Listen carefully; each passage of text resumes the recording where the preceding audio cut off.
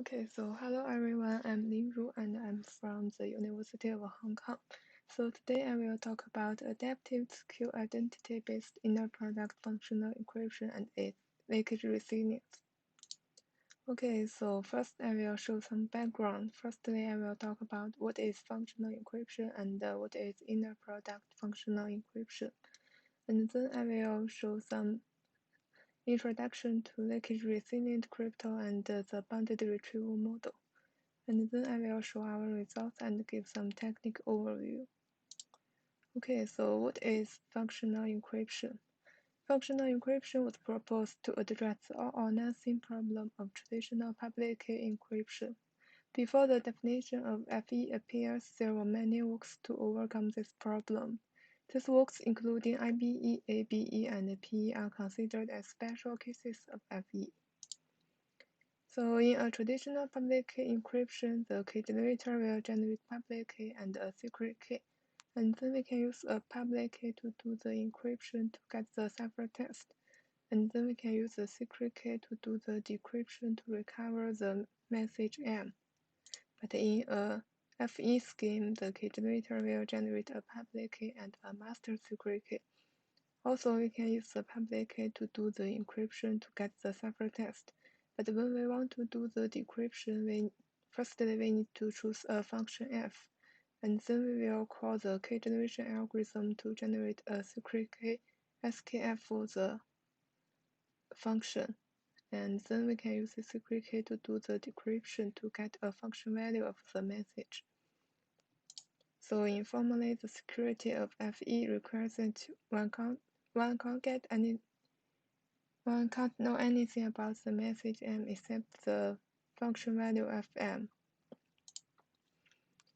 So after proposing the definition of FE, researchers started to build FE schemes for general circuits and some very powerful functions. But these FE schemes either have bounded inclusion or have to rely on very powerful but impractical and not well-studied assumptions. Many attacks were identified for some constructions that are based on I/O and multilinear maps. So recently, many works try to build efficient schemes for specific functions from well-studied standard assumptions, and most of them started their work from inner product, which is simple but very useful. IPFE has many applications such as computing the weighted mean, so it is important to make it more powerful and more secure.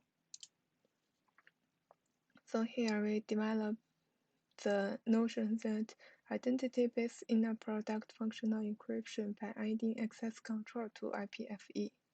So in an IPFE scheme, the encryption algorithm will output a ciphertext for a vector X and an identity ID.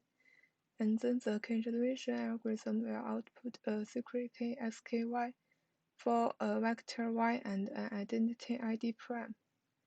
And finally, the decryption algorithm will output the inner product value only if ID is equal to ID prime. And now we move to leakage-resilience. So in traditional security models, the security usually relies on complete privacy of the secret values, such as secret keys and randomness. But actually, as the development of the side-channel attacks have found that the adversary is possible to get some information of these secret key values by capturing the physical nature of cryptographic operations. So leak-resilient crypto was introduced to provide formal security guarantees, even though adversary can get some information of such secret values. The first step of achieving leakage resilience is to decide an appropriate model of what information of secrets the adversary can learn. So in this paper, we considered the bounded retrieval model. So in the BRM, the amount of information can be leaked is bounded by an external parameter, and the leakage bound can be very large. Further, it requires that the efficiencies of other parts of the scheme should be independent from the leakage bound. And many works propose different schemes under this model, such as many PKE and IBE schemes. So in this paper, we first focus on identity-based inner product functional encryption and propose an IPFS scheme from DBDH assumption. And then we consider the leakage resilience of IPFS and propose a leakage-resilient IPFS scheme in the BRM. Also, our IPFS scheme and a security proof built on hash-proof system. And in our leakage model, an adversary is allowed to get at most L-bit knowledge from each secret key. We use identity-based security model together with a leakage query oracle to describe its security. And any adversary can access the leakage query oracle with some secret keys and functions certain times before seeing the challenge ciphertext, as long as for each key, the total number of bits output by the leakage query oracle is at most the leakage bound L.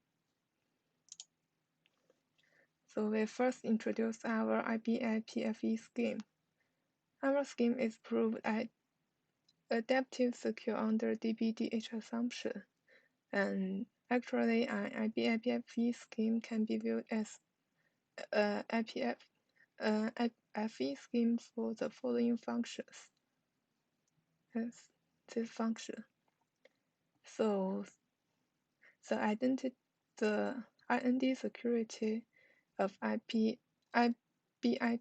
states that the adversary who can query the secret keys for a set of ID and vector Y can't distinguish which of the changed message or encrypt under the condition that for all pairs have been queried, it must hold that f ID star x0 ID Y is equal to f ID star x1 ID Y, where ID star is the challenge identity and x0 and x1 are the challenge messages. The main difference between SelectiveSecure and AdaptiveSecure is that in adaptive IND security games, the adversary is given the master public key at the beginning and chooses the challenge message after the first round of secret key queries. But in selective IND security games, the adversary has to decide the challenge message before the generation of master public key and the master secret key. And also our security proof is simpler than the security proof in the selective case. We use the fact that the master secret key is known to the reduction at any time, then it can deal with secret key queries without knowing the challenge message in advance. So now we focus on the second part of our results. Actually, many papers showed how to use a hash-proof system to construct leakage-resilient PKE and IBE schemes. However, such HPS can't be applied to our cases directly. The reason is that IPFV requires that the decryption result only reveals an inner product value of two vectors and nothing else. But the decapsulation algorithm of HPS will output the encapsulated key directly. So when using such HPS to build a FE scheme, the decryption of FE scheme will reveal the message vector other than an inner product value only. So in order to guarantee the security of resulting IPFE scheme, some modifications are needed on the underlying HPF definition.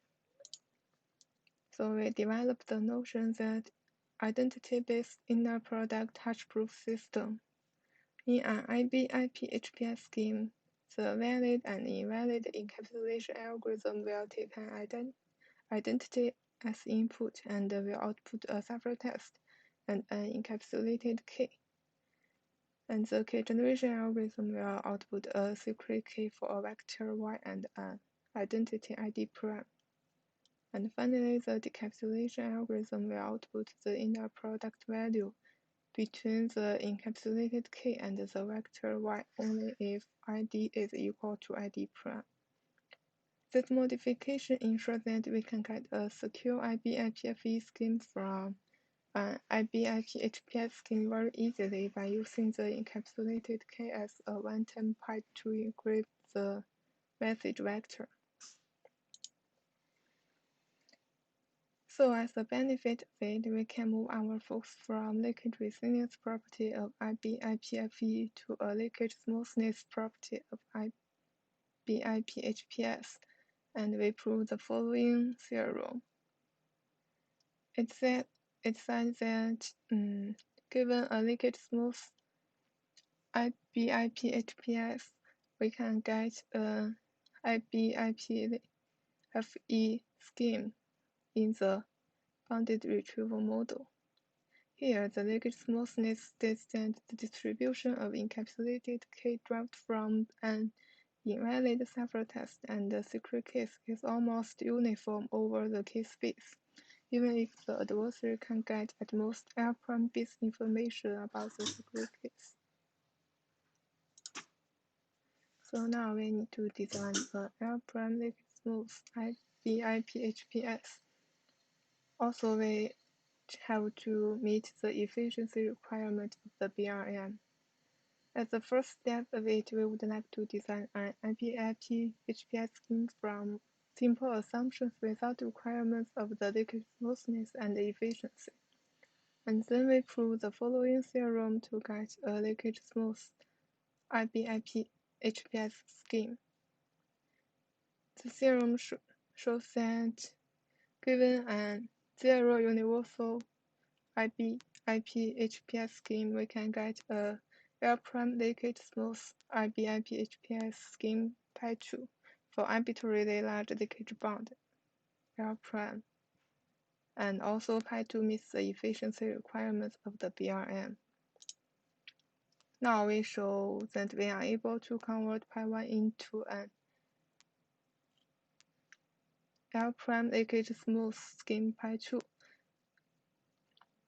So here we first introduce a key-size parameter m, which gives us flexibility in the size of secret key and will depend on the desired leakage bound L'.